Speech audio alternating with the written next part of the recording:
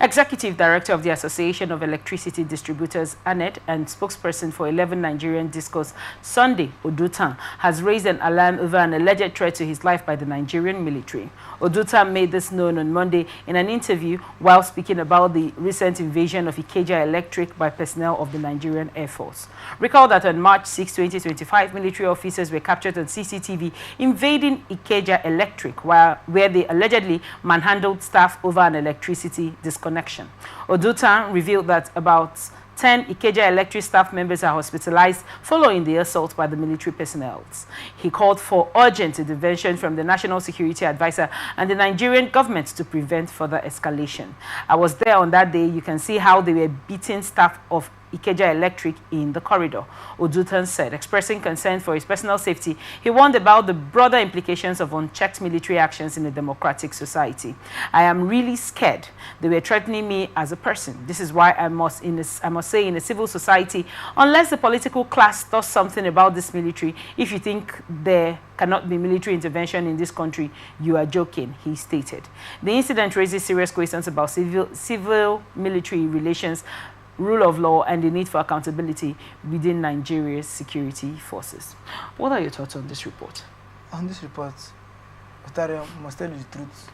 In as much as maybe we are placing an eye on maybe on the Nigerian force, we should place a higher eye on the electricity issues in Nigeria. Ontario, for more than 2 decades, I must say I've not really enjoyed electricity in Nigeria. Let's be frank to ourselves. And do you know the most painful part in issues like this is you pay for what you don't enjoy. Like for example, but we now have the prepaid meters idea. The prepaid meters is it going on? Even with the prepaid meters. Now, let me tell you the politics involved in prepaid meters. Now, you know, not everywhere in Nigeria that we have prepaid. What these people do is that those parts that they have prepaid, they give these parts express lights. While the other parts that are using postpaid, those parts they don't care. Now, if you're bringing what aggrieves a human most is what you pay for what you don't use, or you pay now even in the prepaid, the amount the fast rate at which is being used is also alarming. You can attest to that. I can also attest to that. Now, so this is what is really craving annoyance. Now, like for example, I borrowed a car to maybe I book a boat from here to let's say a distance of 1 kilometer. On my way going, the boat driver asked me to come down. I came and he said, "Young man, can you sit on the boot on the car?" What would be my assumption? What would be my response?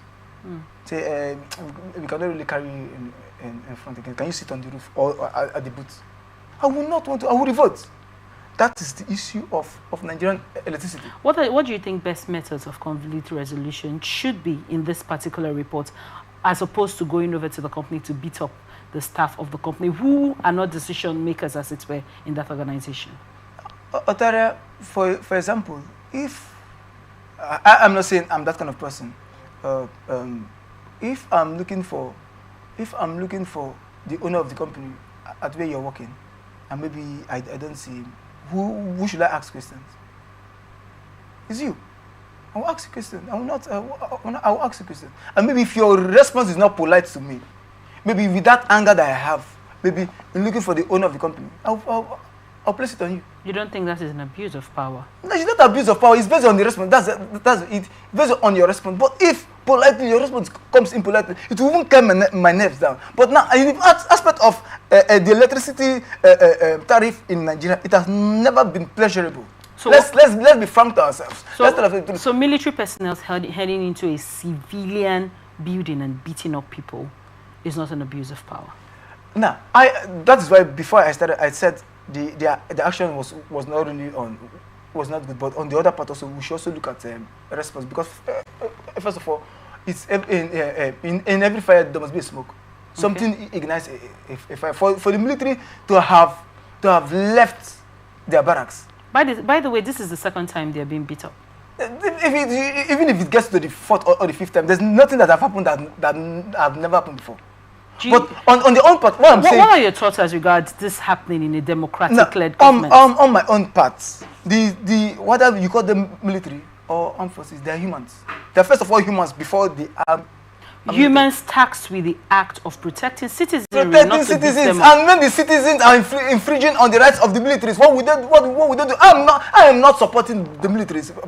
That what they did is 100% right. But I'm saying on the other part that, for example, you see me as a gentleman. I'm putting on a tie. Right. I'm holding a Bible, and you drew my tie, and you say because I'm holding a Bible, I'm a Christian. I should tell you God bless you. Or maybe you see me holding a tie with my Bible, you slap me at my left cheek, and you say I should give you the right one to check. No, I'll tell you no. I said I will not give you a scripture that will back up my action. I will say right from the day of John the Baptist, the children of God suffered violence, and violence will take it. I will give you one. Then before I will not pick up my Bible and continue. Now, that's you will not say that because these people are military men, they don't have flesh and blood. So for that reason, you would subdue them and expect them not to act. Is violence the best way to settle this sort of disputes? Now, what is the name? They are called military force. They are not called military. They are not called military journeys. They are military force. There's a force, power attached to them.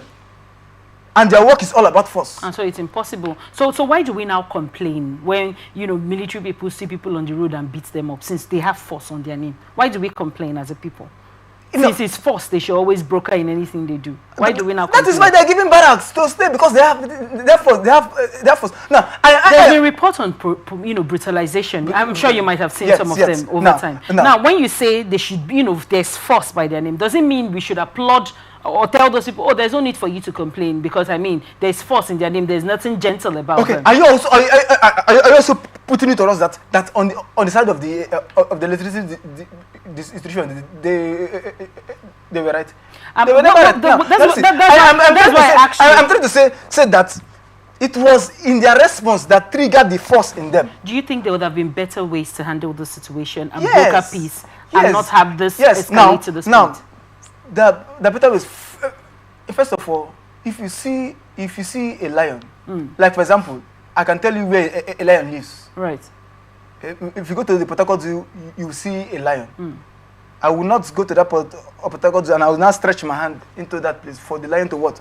To beat me up. No, I won't do that. Now, you know that these persons, there are armed forces of the country. That's you give them make them happy, make them let them enjoy we need to wrap up the show, but I want to mention something to you.